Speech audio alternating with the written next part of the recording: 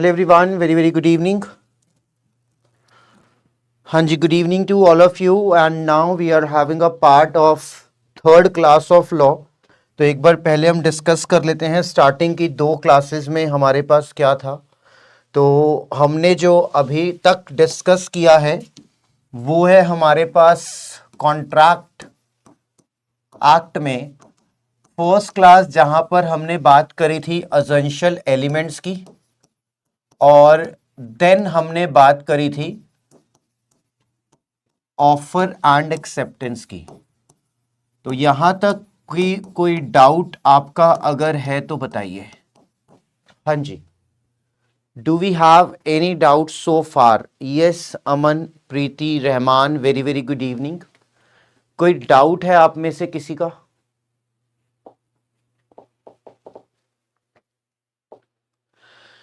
हाँ जी, Ranjita, good evening.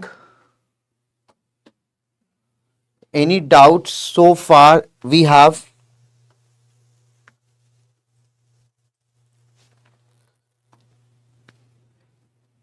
Start कर सकते हैं।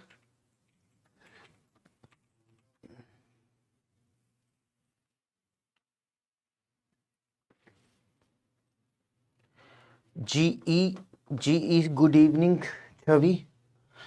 चलिए आज हम बात करने वाले हैं डिस्चार्ज की, जो कि आपका एक अगेन इंपॉर्टेंट टॉपिक है। तो डिस्चार्ज का मतलब क्या है, कैसे आपका ये काम करता है, this is the part that we will see. तो डिस्चार्ज का मतलब होता है ऑब्लिगेशंस जो हैं, पार्टीज अपनी ऑब्लिगेशन से फ्री हो गई। मतलब जो आपके पास अगर हम बोले कि जो कॉन्ट्रैक्ट है comes to an end, contract comes to an end. अब ये कैसे होगा?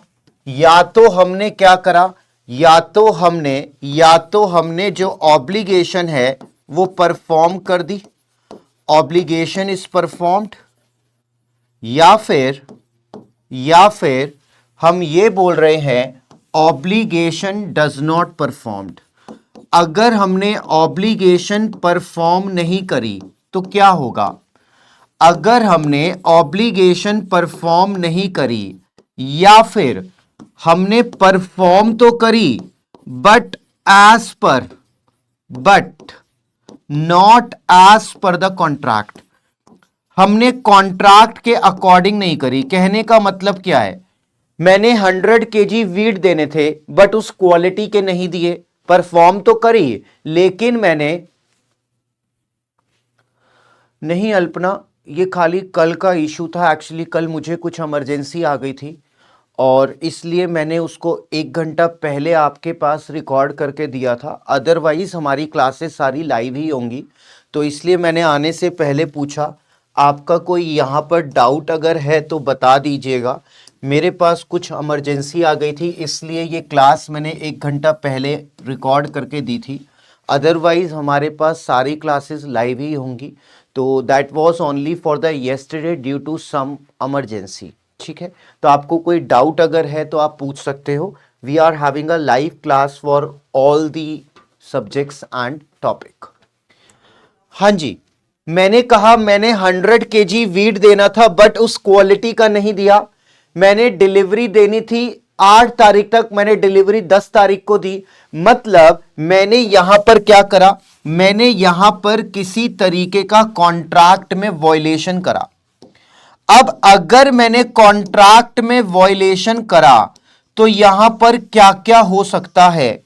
यहां पर ऐसा भी हो सकता है कि जो सामने वाली पार्टी है उसको इससे कोई दिक्कत ना हो। मतलब कि यहां पर ऐसा हो सकता है कि सामने वाली पार्टी बोले ठीक है कोई दिक्कत नहीं है, मतलब कोई भी केस फाइल नहीं होगा। तो ये हमारे पास म्यूचुअल कंसेंट से हमने यहां पर क्या करा, आपसदारी में सेटलमेंट कर लिया। या फिर ऐसा भी हो सकता है जब वॉयलेशन हुआ तो मुझे स्यू किया गया डैमेजेस के लिए। अब यहां पर डैमेजेस के लिए स्यू किया गया और मैंने डैमेजेस पे कर दिए। जब मैंने डैमेजेस पे कर दिए मतलब मेरी ऑब्लिगेशन खत्म, मेरी ऑब्लिगेशन खत्म तो कॉन्ट्रैक्ट क्या हो गया, डिस्चार्ज। म्यूचुअल कंसेंट से हमने आपसदारी में सेटलमेंट कर लिया, कॉन्ट्रैक्ट क्या हो गया, डिस्चार्ज। ऑब्लिगेशन परफॉर्म कर दी तो कॉन्ट्रैक्ट क्या हो गया, डिस्चार्ज। तो एग्जैक्टली डिस्चार्ज का मतलब क्या है, दो पार्टीज ने जिस पर्टिकुलर कंडीशंस पे कॉन्ट्रैक्ट किया था वो टर्म्स एंड कंडीशंस, वो ऑब्लिगेशंस पूरी हो गई, और अगर नहीं हुई उसके बदले में कॉम्पनसेशन या डैमेजेस दे दिया तो आपके पास कॉन्ट्रैक्ट क्या हो जाएगा, डिस्चार्ज हो जाएगा। तो आपके पास सबसे पहला आता है डिस्चार्ज, जब हमने कॉन्ट्रैक्ट को क्या कर दिया, कॉन्ट्रैक्ट को हमने परफॉर्म कर दिया। और ये परफॉर्म्ड करने से क्या मतलब है, परफॉर्म्ड दो तरीके से माना जाएगा, एक एक्चुअल परफॉर्मेंस और एक अटेम्प्टेड परफॉर्मेंस। अब यहां पर देखिए, अगर मैं आपको बोलूं कि मेरी ऑब्लिगेशन थी कि मैंने बी को 100 केजी वीट देना है, 100 केजी ऑफ वीट देना है ऑन 10th ऑफ जनवरी। आज डेट है मेरे पास 2 जनवरी और 10 जनवरी को मैंने वीट देना है। अब मैंने 10 जनवरी को वीट डिलीवर्ड भी कर दिया, लेकिन बी ने मना कर दिया, क्योंकि wheat delivered but B rejects. B ने मना कर दिया, और बी ने मना क्यों करा, बी ने कहा मेरे पास स्पेस नहीं है, मैं नहीं ले सकता, मेरा वेयर हाउस ऑलरेडी फुल है, मेरे पास स्पेस नहीं है, मैं नहीं ले सकता। और बी ने कहा कि यहां पर जो क्वालिटी है वो ऐसी नहीं है जो डिसाइड हुई थी, quality is not up to the mark. तो देखिए अब दोनों केसेस में क्या होगा, यहां पर अगर आप देखें तो यहां पर एग्जैक्टली क्या हुआ है, बी ने बना कर दिया मेरे पास स्पेस नहीं है। क्या ए की गलती है, नहीं, ए के केस में ये क्या बन जाएगा, अटेम्प्टेड परफॉर्मेंस। ए के केस में ये क्या बन जाएगा, अटेम्प्टेड परफॉर्मेंस। और यहां पर जो ए है वो स्यू कर सकता है, क्यों, क्योंकि बी ने मना करा है। और अगर मैं बोलूं यहां पर क्वालिटी सही नहीं है तो यहां पर जो है ए स्यू नहीं कर सकता, क्योंकि ए ने वीट उस क्वालिटी का नहीं दिया। और यहां पर एग्जैक्टली क्या है, यहां पर हुआ है वॉयलेशन, तो ये आपके पास वॉयलेशन ऑफ कॉन्ट्रैक्ट में आएगा, क्योंकि क्वालिटी एज पर कॉन्ट्रैक्ट नहीं है। लेकिन क्वालिटी अगर सही है और रिजेक्ट करा है क्योंकि स्पेस नहीं है, या बी ने कोई कारण नहीं बताया, तो ए ने कॉन्ट्रैक्ट को पूरा करने की कोशिश करी, यह कहलाता है attempted performance. But the opposite party has rejected to accept the wheat, तो ये आपका अटेम्प्टेड परफॉर्मेंस कहलाएगा। और एक्चुअल परफॉर्मेंस मतलब जब हमने वीट को डिलीवर कर दिया। प्रॉमिसर मतलब ए ने यहां पर परफॉर्म करने के लिए अपना कॉन्ट्रैक्ट एज पर दी कॉन्ट्रैक्ट परफॉर्म करा, लेकिन बी ने एक्सेप्ट नहीं करा, तो ये होगा अटेम्प्टेड परफॉर्मेंस। यहां पर यह माना जाएगा कि प्रॉमिसर ने अपनी कंडीशंस को पूरा कर दिया। और देन आपके पास आता है discharge by mutual agreement. Mutual agreement का मतलब क्या होता है, म्यूचुअल एग्रीमेंट मतलब सापसदारी में हमने कुछ सेटलमेंट कर लिया। अब सेटलमेंट कैसे हो सकता है, मान लीजिए 100 केजी ऑफ वीट था, 100 केजी ऑफ वीट था, और ए ने कहा, बी ने कहा कि मुझे वीट नहीं चाहिए, मुझे तो यहां पर राइस चाहिए। ए ने कहा ठीक है मैं राइस दे दूंगा। तो यहां पर क्या होगा, यहां पर हो सकता है एक नया कॉन्ट्रैक्ट बने, या हो सकता है हमने एग्जिस्टिंग कॉन्ट्रैक्ट में ही इसको इनकॉर्पोरेट कर लिया।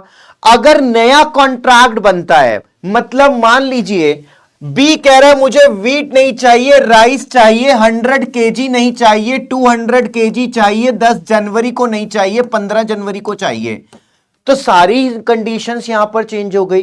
तो हमने क्या करा, एक नया कॉन्ट्रैक्ट बनवा लिया। जब एग्जिस्टिंग पार्टीज एग्जिस्टिंग कॉन्ट्रैक्ट के बदले में एक नया कॉन्ट्रैक्ट इंट्रोड्यूस करते हैं तो उसे कहा जाता है नोवेशन।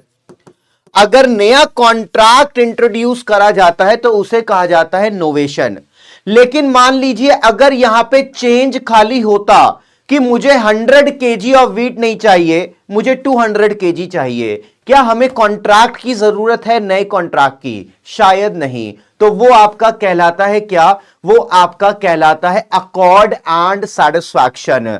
जब हम म्यूचुअल कंसेंट से पुराने कॉन्ट्रैक्ट में कुछ चेंज कर रहे हैं और सामने वाली पार्टी को कोई दिक्कत नहीं है, मतलब हम परफॉर्म ये नहीं करेंगे, हम परफॉर्म वो करेंगे, तो वो आपका कहलाता है क्या? वो आपका कहलाता है अकॉर्ड एंड सेटिस्फैक्शन। ये तो कॉन्ट्रैक्ट में मॉडिफिकेशंस हो गया, काउंटर ऑफर हो गया। हां, अगर काउंटर ऑफर हो गया तो यहां पर आपके पास हमने कॉन्ट्रैक्ट में कुछ चेंजेस करे हैं जिसके लिए सामने वाली पार्टी को दिक्कत नहीं है और जो पार्टी दे रही है प्रपोजल उसे भी नहीं है, तो नया कॉन्ट्रैक्ट हमारा बनेगा। काउंटर ऑफर आपका तब तक रहेगा जब तक सामने वाली पार्टी उसे एक्सेप्ट ना करे। अगर एक्सेप्ट करा है तो उस सिनारियो में तो वो कॉन्ट्रैक्ट भी तो बन गया ना अतुल। मैंने कहा आप मेरी गाड़ी 1000 रुपए में लोगे, आपने कहा ठीक है। 2 दिन बाद आपने कहा मैं 800 रुपए दूंगा, तो मैंने कहा ठीक है। तो कॉन्ट्रैक्ट तो तब भी बना ना। तो ऑब्वियसली यहां पर हम क्या कह रहे हैं, पुराने कॉन्ट्रैक्ट में चेंजेस किए जा रहे हैं जिसके चलते ना प्रॉमिसर को दिक्कत है ना प्रॉमिसी को दिक्कत है। इसका मतलब वो काउंटर ऑफर एक्सेप्टेंस में बदल चुका है और हमारा नया कॉन्ट्रैक्ट आ चुका है। हां जी, मॉडिफिकेशन में कैसे होगा, मतलब देखिए मैं आपको पहले टर्म दिखाता हूं। म्यूचुअल कंसेंट का मतलब क्या है? हम एक नया कॉन्ट्रैक्ट ला रहे हैं। नए कॉन्ट्रैक्ट पर आने पर मैंने क्या टर्म दी आपको? मैंने टर्म दी नोवेशन। हम कैंसिल कर रहे हैं ओल्ड कॉन्ट्रैक्ट। मतलब ए कह रहा है मैं तुम्हें व्हीट नहीं दे पाऊंगा, बी कह रहा है अच्छा हुआ तुमने बता दिया मैं कहीं और से ले लूंगा। तो बी कह रहा है कौन स्यू करेगा, कोई बात नहीं, और ए से और बी से आपस में कोई इन्हें मतभेद नहीं है, तो कॉन्ट्रैक्ट कैंसिल हो गया, पार्टी डिस्चार्ज हो गई। और एनी अदर टाइप्स जहां पे कॉन्ट्रैक्ट कहा जाता है म्यूचुअल एग्रीमेंट से डिस्चार्ज हो गया, जैसे हमारे पास क्या है, नोवेशन। हमने एक नया कॉन्ट्रैक्ट डाला फॉर द ओरिजिनल कॉन्ट्रैक्ट, और ये कॉन्ट्रैक्ट में हमने कोई नई पार्टी आ भी सकती है और नहीं भी आ सकती, ये डिपेंड करेगा पार्टीज के ऊपर। तो ये आपका क्या होगा, ये आपका होगा नोवेशन। रिसीशन का मतलब होता है कैंसलेशन। हमने पुराने कॉन्ट्रैक्ट को कैंसिल कर दिया और यहां पर ना तो प्रॉमिसर को कोई दिक्कत है ना प्रॉमिसी को दिक्कत है, तो ये आपका कहलाता है rescission, cancellation of the contract by any partner और all the parties of the contract. Then आता है ऑल्टरेशन। ऑल्टरेशन का मतलब होता है जब मैंने कहा खाली 100 केजी नहीं चाहिए, 200 केजी चाहिए, तो कॉन्ट्रैक्ट में मॉडिफिकेशन कर दिया। मतलब ऑल्टरेशन एक नैरोअर टर्म है, मैं कॉन्ट्रैक्ट नहीं बदलूंगा, कॉन्ट्रैक्ट में खाली एक क्लॉज में चेंज हो रहा है। लेकिन अगर मैं पूरा कॉन्ट्रैक्ट ही बदल दूंगा तो वो आपका नोवेशन कहलाएगा। मान लीजिए पार्टनरशिप फॉर्म में पार्टनर्स ने प्रॉफिट शेयरिंग रेशियो में कुछ बदलाव करा है और ये खाली एग्रीमेंट को ऑल्टर या मॉडिफाई करके हो गया, तो ये ऑल्टरेशन है। नया पार्टनर आ रहा है, तो नए पार्टनर के आने से तो पूरी पार्टनरशिप डीडी चेंज हो जाएगी, तो एग्जिस्टिंग पार्टनर एक नया एग्रीमेंट बनवाएंगे, वो क्या होगा, वो होगा आपका नोवेशन। तो पुराने कॉन्ट्रैक्ट में कुछ चेंजेस होना दैट इज ऑल्टरेशन, कॉन्ट्रैक्ट पूरा नया आना दैट इज नोवेशन। और रेमिशन का मतलब होता है कॉन्ट्रैक्ट में किसी तरीके की कोई छूट देना। अब ये छूट देने से क्या मतलब है, ए ने बी को कहा था मैं तुम्हें 10 जनवरी तक दूंगा, अब ए कह रहा है भाई मैं 10 जनवरी तक नहीं दे पाऊंगा, तुम एक काम करो, तुम मेरे से जो है वो 12 जनवरी को ले लेना। तो ये एक तरीके की क्या है, रेमिशन है। रेमिशन लीड्स टू ऑल्टरेशन और may not lead to alteration. जैसे जैसे ए ने बी को बोला कि मैं तुम्हें 100 केजी वीट नहीं दे पाऊंगा, 80 केजी दूंगा, बी ने कहा ठीक है। अब ये ऑल्टरेशन भी है और रेमिशन भी है, क्योंकि बी ए को छूट दे रहा है, तुम मेरे को कम दे देना, मुझे दिक्कत नहीं है। और ऑल्टरेशन इसलिए क्योंकि 100 के बजाय 80 हो गया। ए ने बी को कहा कि बी ने ए को कहा मुझे 100 केजी नहीं चाहिए, 120 केजी चाहिए, तो क्या यहां पर कोई छूट मिल रही है, नहीं, लेकिन ये ऑल्टरेशन होगा। तो रेमिशन के चलते ऑल्टरेशन हो भी सकता है और ऐसा भी हो सकता है कि रिमिशन है बट ऑल्टरेशन ना हो। तो रिमिशन आपके पास जो है वो होता है जब हम किसी को छूट दे रहे हैं। Alteration and modification both are same. Chhavi, alteration और मॉडिफिकेशन में कोई भी फर्क नहीं है, लेकिन लॉ में टर्म ऑल्टरेशन है, लॉ में टर्म मॉडिफिकेशन नहीं है। अगर आपको पेपर में दिया हो ऑल्टरेशन मॉडिफिकेशन बोथ या नन, तो आप बोथ पे टिक नहीं मार सकते, क्योंकि we are strict to the terms which are given in the law. Law में मॉडिफिकेशन नाम की कोई टर्म नहीं दी है। हां जी, यहां तक बताइए अब आपको क्या दिक्कत है। आप मॉडिफिकेशन टर्म ला रहे हैं अपनी मर्जी से, लेकिन अगर ऑप्शन में मॉडिफिकेशन आ गई और आपने टिक कर दिया, ऑल्टरेशन भी था, आपका सवाल गलत हो जाएगा। जो टर्म लॉ में ही नहीं दी है, आप उस टर्म को क्यों ला रहे हैं, मुझे ये नहीं समझ में आ रहा। Yes please. नोवेशन, रिसीशन, ऑल्टरेशन और रेमिशन में कोई डाउट?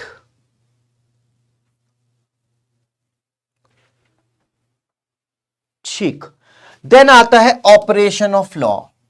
ऑपरेशन ऑफ लॉ से क्या होगा, जैसे लॉ में कुछ चेंज हो गया, अब वो कॉन्ट्रैक्ट परफॉर्म्ड ही नहीं हो सकता। तो हमने इसके एग्जाम्पल करे थे, गवर्नमेंट ने चाइना से गुड्स का इंपोर्ट बैन कर दिया, तो क्या पार्टीज की कोई गलती नहीं, तो यहां पर क्या होगा, यहां पर आपका वो कॉन्ट्रैक्ट डिस्चार्ज हो जाएगा। अगर प्रॉमिसर की डेथ हो गई और ये प्रॉमिसर ऐसा था जो कि unique in performing the service था, तो यहां पर ऑटोमेटिकली कॉन्ट्रैक्ट क्या हो जाएगा, डिस्चार्ज हो जाएगा। अगर ए ने कहा था मैं 100 केजी वीट तुम्हें दे दूंगा और ए की डेथ हो गई, तो ए के लीगल हायर रिस्पॉन्सिबल होंगे 100 केजी वीट देने के लिए। लेकिन अगर ए ने कहा था मैं तुम्हारी वेडिंग पे परफॉर्म करूंगा और ए की डेथ हो गई, तो ए के लीगल हायर रिस्पॉन्सिबल नहीं होंगे, क्योंकि परफॉर्मेंस एट अ वेडिंग ये आपका एक स्पेशल टैलेंट, स्पेशल स्किल का कॉन्ट्रैक्ट है। तो प्रॉमिसर की डेथ से वही कॉन्ट्रैक्ट डिस्चार्ज होंगे जिन कॉन्ट्रैक्ट्स में स्पेशल स्किल, एबिलिटी वो इन्वॉल्व है, अदरवाइज वो कॉन्ट्रैक्ट आपके पास डिस्चार्ज नहीं होंगे। तो इस बात को ध्यान रखिएगा। यहां पर हम खाली उन कॉन्ट्रैक्ट की बात कर रहे हैं जहां पर कोई पर्सनल स्किल या एबिलिटी की रिक्वायरमेंट है। अगर ये एबिलिटी और पर्सनल स्किल्स की रिक्वायरमेंट की डिमांड नहीं है, रिक्वायरमेंट नहीं है, तो लीगल हायर जो प्रॉमिसर को होंगे वो लायबल होंगे फुलफिलमेंट के लिए। इंसॉल्वेंसी, अगर कॉन्ट्रैक्ट के परफॉर्म्ड होने से पहले the either party get insolvent, तो ये कॉन्ट्रैक्ट ऑटोमेटिकली डिस्चार्ज हो जाएगा, लीगल हायर भी लायबल नहीं होंगे। तो अगर व्यक्ति इंसॉल्वेंट हो जाता है तो आपका कॉन्ट्रैक्ट डिस्चार्ज हो जाएगा। Discharge by lapse of time. अब ये लैप्स ऑफ टाइम क्या है, हमारे पास हमने अगर एक रिस्पेक्टिव टाइम पीरियड में एक्शन नहीं लिया, क्लास का पीडीएफ क्लास के बाद अवेलेबल होता है तृप्ति, आप डाउनलोड कर सकते हैं। जैसे कि मान लीजिए मैंने बी को 15,000 रुपए दिए 1 जनवरी 2024 को, और बी ने कहा कि मैं आपका ये पैसा लौटा दूंगा 6 महीने के अंदर अंदर। अब मैंने बी को 6 महीने बाद बोला 1 जुलाई 2024 को, हाँ मैं तुम्हारा पैसा देता हूं, और मैंने ए को नोटिस भेजा, सेंट नोटिस। बी ने कोई रिप्लाई नहीं दिया। अब मैंने यहां पर क्या हुआ, मैं यहां पर बी के अगेंस्ट स्यू कर सकता हूं, लेकिन यह स्यू करने का टाइम है। हमारे पास लिमिटेशन एक्ट है। लिमिटेशन एक्ट यह कहता है कि अगर आपने कोई भी एक्शन 3 साल के अंदर नहीं लिया, no action if taken within 3 years, अगर आपने 3 साल के अंदर कोई एक्शन नहीं लिया तब आप कोई एक्शन बी के अगेंस्ट नहीं ले पाएंगे। मतलब मैं 3 साल बाद बी को स्यू नहीं कर पाऊंगा, तो इसका मतलब कॉन्ट्रैक्ट क्या हो गया, डिस्चार्ज हो गया। तो कॉन्ट्रैक्ट अगर डिस्चार्ज हो गया, इसका मतलब ये आपका डिस्चार्ज हुआ due to lapse of time, और ये लैप्स ऑफ टाइम हमें लॉ में दिया है, इसलिए ये कहलाता है क्या, that is the discharge by the operation of law.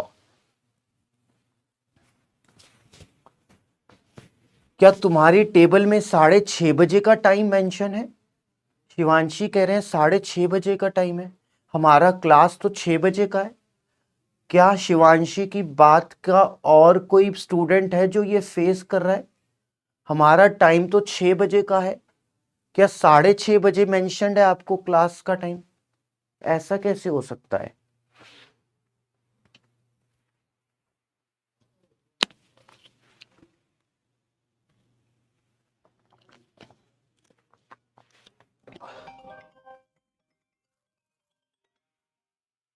हाँ जी, 6 बजे है शिवांशी, चेक कर लीजिएगा, हो सकता है आपने गलती से कोई और शीट ना देख ली हो। Discharge by lapse of time समझ में आता है, with in a specified time, if the contract is not performed it will get discharge, and आपको लॉ से कोई भी रेमेडी नहीं मिलेगी। डिप्राइव्ड मतलब डिनाइड, आपको लॉ से कोई भी रेमेडी नहीं मिलेगी, आपको डिनाई कर दिया जाएगा। ठीक, 6 बजे है, 6:30 नहीं है। देन आपके पास आता है ब्रीच। अब ये ब्रीच मतलब क्या होता है, जो मैंने टर्म लिखी थी ना, वॉयलेशन, मैं वॉयलेशन नहीं लिखूंगा, मैं यहां पर वर्ड लिखना चाहिए था मुझे ब्रीच, तो यहां पर वॉयलेशन को हटा के क्या लिख देते हैं, ब्रीच। तो ब्रीच वर्ड समझ में आया आपको? ब्रीच वर्ड क्या है? ब्रीच वर्ड का मतलब है वॉयलेशन। हमने कॉन्ट्रैक्ट में दी गई किसी टर्म एंड कंडीशन को फॉलो नहीं करा, तो ये आपका कहलाता है ब्रीच।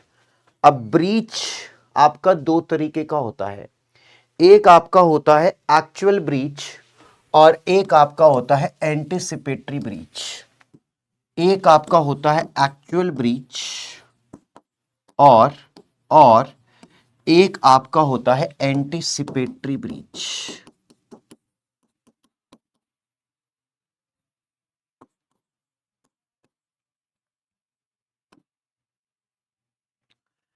एक्चुअल ब्रीच का मतलब होता है जब कॉन्ट्रैक्ट में दी गई शर्तों का उल्लंघन हुआ हो, उस दिन जिस दिन कॉन्ट्रैक्ट परफॉर्म्ड होना था।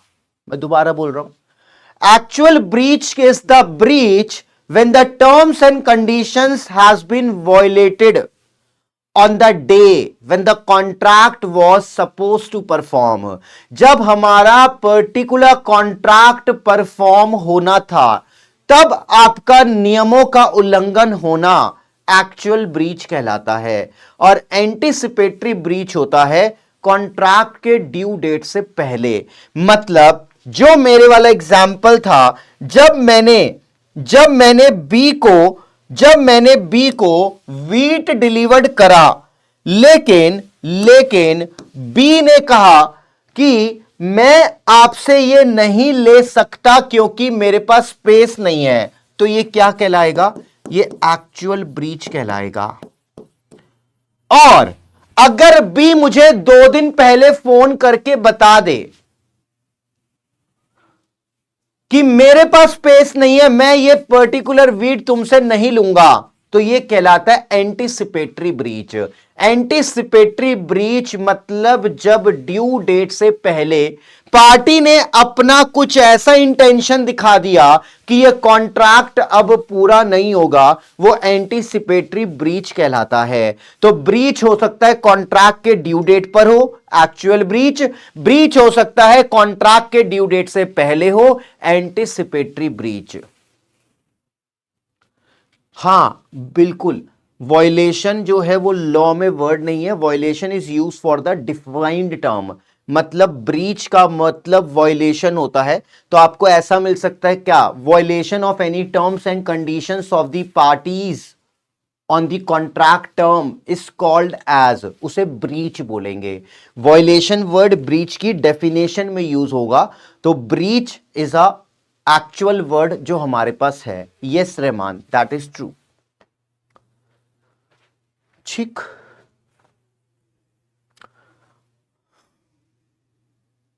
ये दोनों के दोनों ही क्या हैं, ये दोनों के दोनों ही ब्रीच हैं।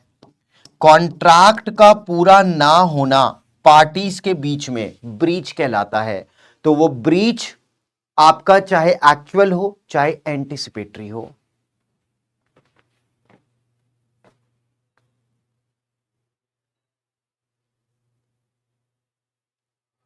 तो actual breach on due date, anticipatory breach before due date.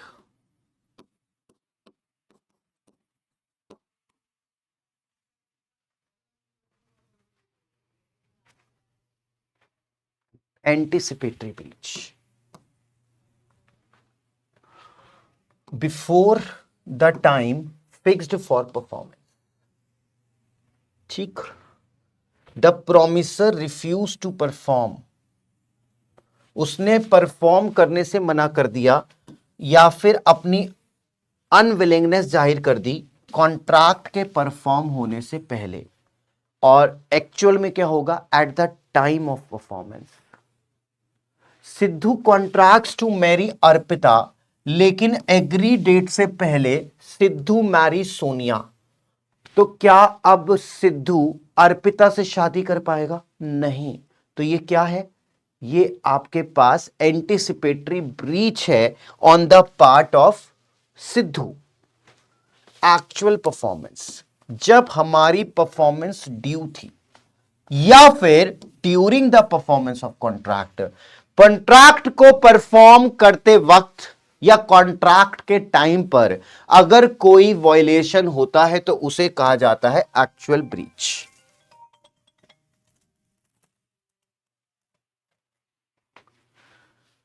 हां जी, अब जब अगर ब्रीच होगा तो भाई साहब हम तो कोर्ट जाएंगे। अब जब कोर्ट जाएंगे, स्यू करेंगे, तो क्या क्या कोर्ट के ऑर्डर आ सकते हैं? कोर्ट कह सकता है स्पेसिफिक परफॉर्मेंस। अब ये क्या है हम देखेंगे। अगर कोई कॉन्ट्रैक्ट कैंसल हो गया तो हम कैंसिलेशन के लिए सूट करेंगे। क्वांटम मैरिट है तो हम सूट करेंगे। हमारा नुकसान हुआ है, डैमेजेस के लिए हम स्यू करेंगे। एक एक करके इनको समझते हैं। सबसे पहले आ रहा है कि हम अगर ब्रीच हुआ है तो हम स्यू कर रहे हैं स्पेसिफिक परफॉर्मेंस के लिए। स्पेसिफिक परफॉर्मेंस आपका कहां पर एप्लीकेबल होता है? Generally in case of unique property. Unique property के केस में कहने का मतलब क्या है, जैसे मान लीजिए ए ने बी को ऑफर करा टू सेल अ बंगलो बेचने का फॉर ₹5 करोड़।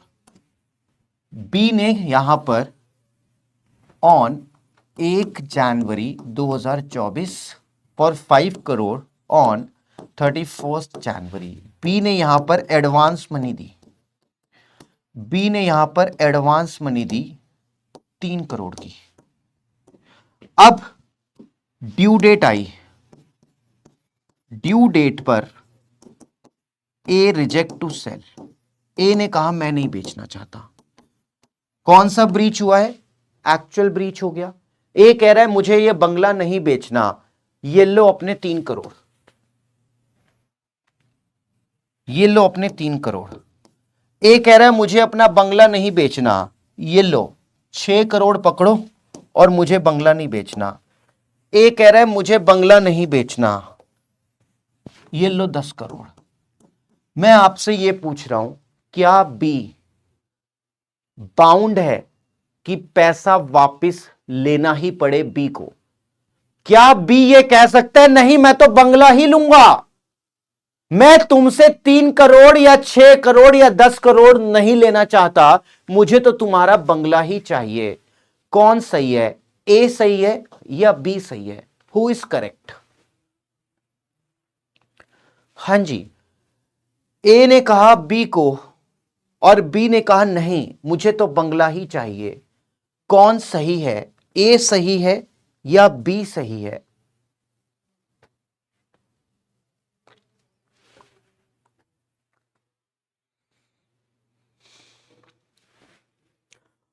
ऑलरेडी डैमेजेस दे रहा है, हां डैमेजेस दे रहा है, बट बात ही आ रही है क्या बी कह सकता है मुझे डैमेजेस नहीं चाहिए? बात तो बिल्कुल सही है, लेकिन क्या बी ये कह सकता है कि मुझे डैमेजेस नहीं चाहिए? यस। तो वो कोर्ट में स्यू करेगा। अगर उसको 3 करोड़ मिले, उसने कहा नहीं 6 करोड़ दो। अगर उसको 3 करोड़ मिले, उसने कहा नहीं 6 करोड़ दो, मेरे को इस पैसे पर इतना प्रॉफिट मिलता 1 महीने में, मैं बिजनेस में लगाता, बी ने जस्टिफाई कर दिया, और ए कह रहा है 3 करोड़ दूंगा, बी कह रहा है नहीं 6 करोड़ लूंगा या 10 करोड़ लूंगा। अगर मान लीजिए अमाउंट ऑफ कॉम्पनसेशन पर, अगर अमाउंट ऑफ कॉम्पनसेशन पर डिस्प्यूट है, तो यहां पर क्या होगा? Suit for damages. तो यहां पर क्या होगा? Suit for damages. लेकिन अगर बी कह रहा है मुझे तो प्रॉपर्टी ही चाहिए, मुझे नहीं चाहिए 3 करोड़ या 6 करोड़ या 10 करोड़, मुझे तो बंगला ही चाहिए, तो सू किया जाएगा किसके लिए? स्पेसिफिक परफॉर्मेंस के लिए। तो यहां पर कोर्ट ऑर्डर दे देगा कि ए तुम्हें बंगला बेचना ही पड़ेगा। Got it? और ए कह रहा है ना मैं तुम्हारा पैसा दूंगा, ना मैं तुम्हें बंगलो दूंगा, जो करना है कर लो। ना मैं तुम्हें बंगलो दूंगा, ना मैं तुम्हारा पैसा दूंगा, जो तुम्हें करना है कर लो। तो ये आपका क्या कहलाएगा? अब जो ए है वो आ जाएगा किसके दायरे में? बी स्यू करेगा कॉन्ट्रैक्ट कैंसल्ड करने के लिए। तो ये आपका कहलाएगा सूट फॉर रिसेशन। तो यहां पर देखिए हमारे पास न्यू टर्म्स कवर्ड हो गई।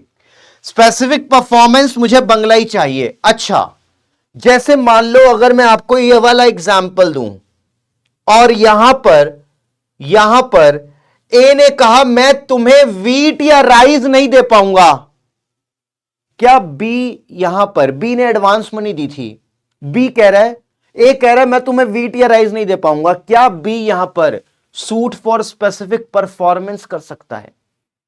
क्या पॉसिबल है स्पेसिफिक परफॉर्मेंस कि मुझे राइस या वीट ही चाहिए, मुझे मेरा पैसा नहीं चाहिए? Is it possible?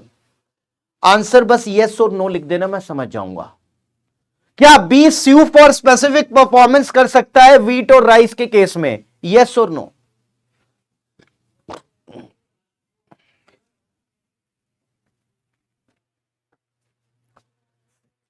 नहीं, क्योंकि वीट या राइस यूनिक प्रॉपर्टी नहीं है। अगर ए कह रहा है मैं राइस या वीट नहीं दे पाऊंगा, बी राइस और वीट किसी और से खरीद सकता है, that is not a unique property. तो स्पेसिफिक परफॉर्मेंस खाली कहां मिलेगा? यूनिक एसेट के केस में मिलेगा और कहीं नहीं मिलेगा।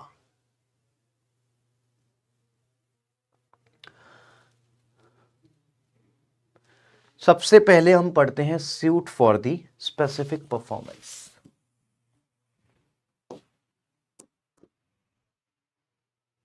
The court order to do so, it is a degree of specific performance.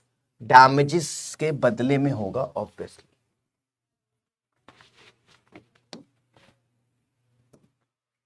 चिक parties in the breach have to carry out his duty. उनको ड्यूटी अपनी कैरी आउट करनी पड़ेगी। Suit for damages, monetary compensation payable by the defaulting party to the injured party. Injured party को क्या कहा जाता है? Aggrieved party. For the loss suffered by him. और रिसीशन, where a party commits a breach, the other party become entitled to put an end to contract. He may bring an action for the cancellation. ना मैं तुम्हें बंगला दूंगा, ना मैं तुम्हें मुआवजा दूंगा। सूट फॉर रेसिशन में ऑलरेडी डैमेजेस भी आ जाएंगे, बट यहां पर आप केसेस देखिए। मुझे बंगला ही चाहिए, स्पेसिफिक परफॉर्मेंस। बी कह रहा है 3 करोड़ नहीं 6 करोड़ चाहिए, क्योंकि मैं ये पैसा बिजनेस में लगाता, मुझे मुनाफा होता, मुझे डबल चाहिए। सूट फॉर डैमेजेस, क्योंकि कॉन्ट्रैक्ट कैंसिल नहीं हुआ कंप्लीटली। ए कॉम्पनसेशन दे रहा है, लेकिन बी कह रहा है मुझे अलग अमाउंट चाहिए। और ए कह रहा है ना मैं तुम्हें मुआवजा दूंगा, ना तुम्हारा पैसा दूंगा, ना बंगलो दूंगा। Suit for rescission. तीनों में डिफरेंस आपको क्लियर होना चाहिए।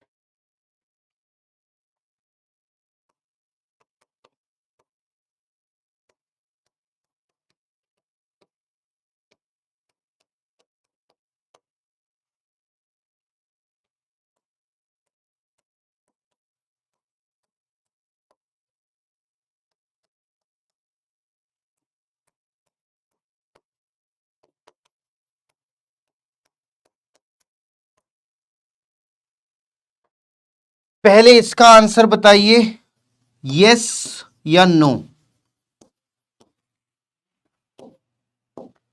30 सेकंड है तुम्हारे पास।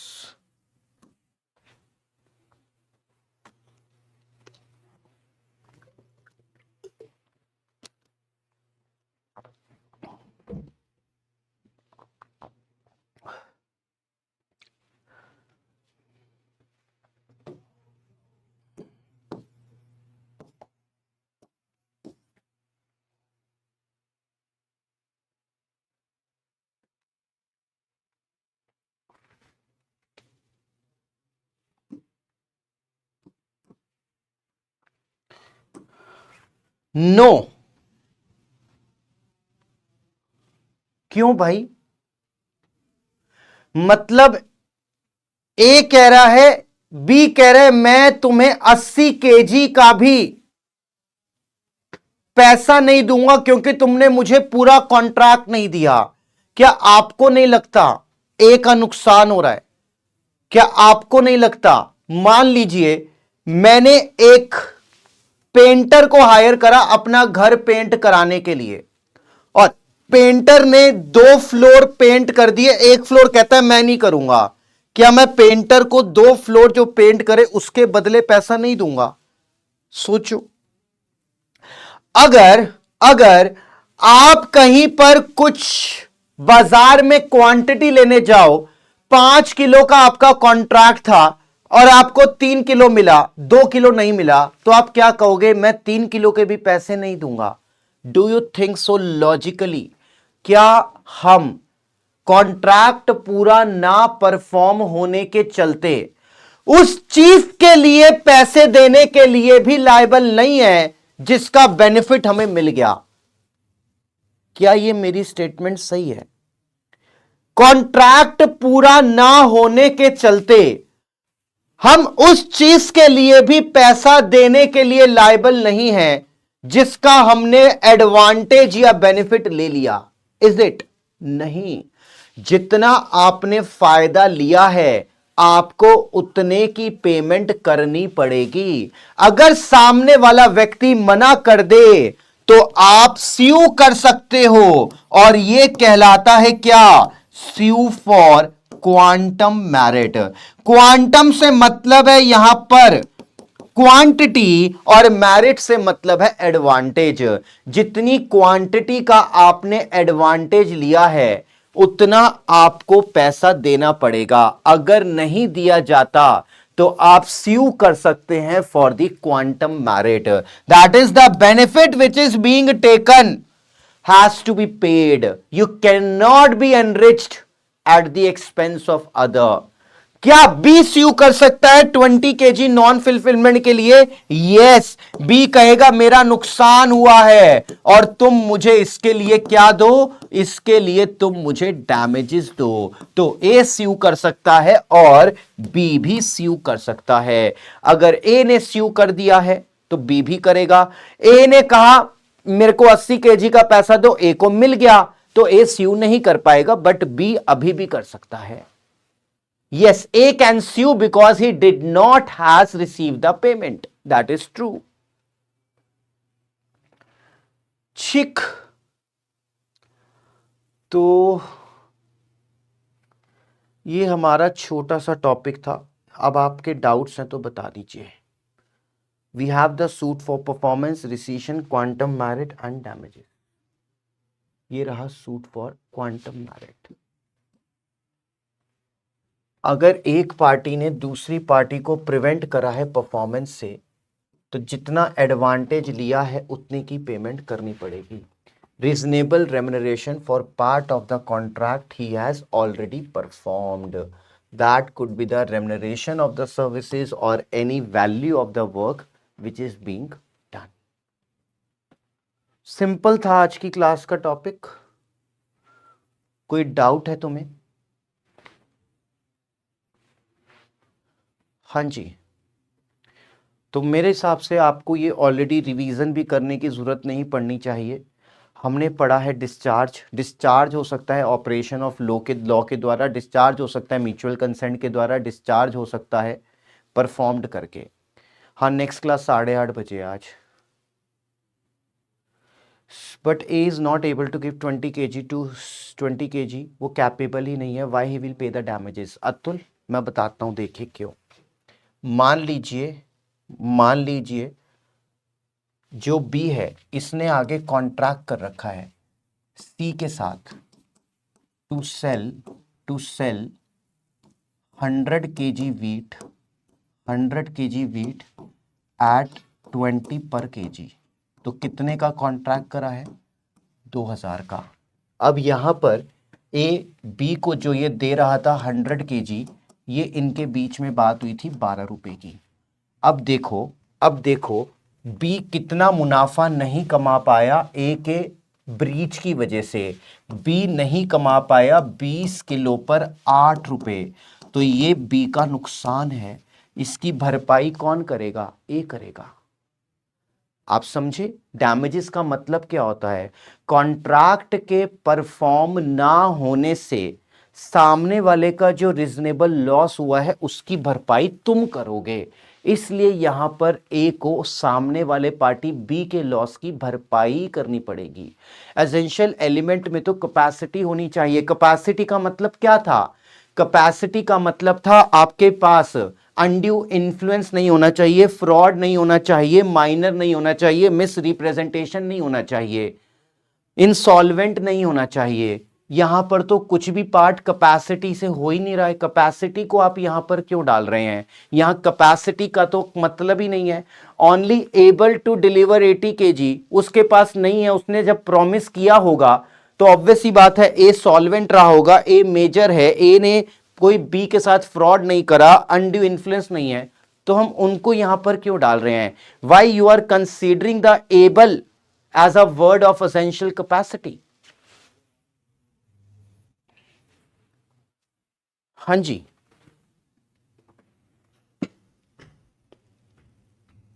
You can have a separate doubt, मैं आपको नेक्स्ट टाइम में दिखा दूंगा आपको डाउट कैसे पूछने हैं, ठीक। और नेक्स्ट क्लास में एक पीपीटी के थ्रू मैं आपको दिखा दूंगा कि आपको जो डाउट है वो कैसे पूछने हैं, so that you can ask the doubt.